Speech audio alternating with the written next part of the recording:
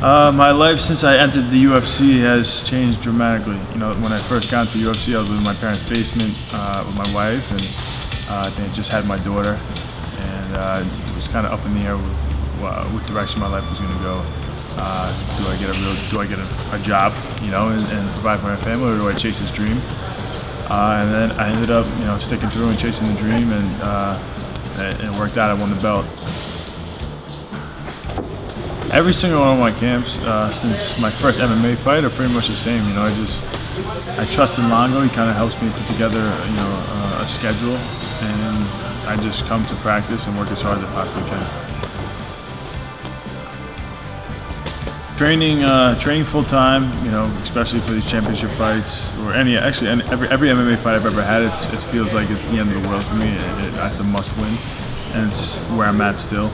And juggling being a father and a husband is very hard to do when you're training as hard and as much as I do.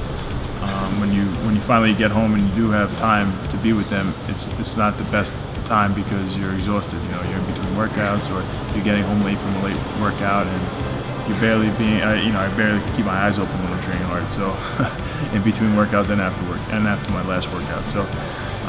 It's definitely hard to make time for them. It's definitely a huge sacrifice that I have to make in order to be the best.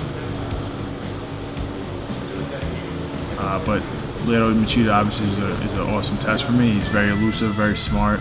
He's been in there with some obviously big name fighters and some top guys. Very experienced, quick, unorthodox. So I definitely have my hands full, but I'm excited for the test. And I am not at all ready to lose. And this is not where my road ends. I'm gonna keep winning. So when it gets to focus mode on my car ride over to the workout, it's pretty much, you know, I gotta dominate this workout. You know, there's so many times where I'm going to a workout and the human emotion of trying to make excuses on why I should take this workout a little easier than usual. It creeps into your mind, and I've made a habit of pushing those thoughts out. And no matter what, coming in here and working as hard as I possibly can. Well, 2 or 3 times a week, just straight wrestling. So I have guys this time I haven't been going to Hofstra as much, which is literally 2 minutes down the road. The wrestler's been coming here. So it's the same thing, I've just been wrestling at my gym. But I do straight wrestling. I do takedowns into, you know, I'm trying to pin the guy and tilt him, and, you know, they can't, you know, work their guard. They have to try to get up to their feet. And same thing with me. If I get taken down, I gotta be working my feet. I think it brings a different type of cardio and toughness that helps in every element of the game. It helps my sparring, it helps my jiu-jitsu. So wrestling is my bread and butter. It's what got me to where I'm at. Whether I'm knocking a guy out or not, wrestling is my main focus.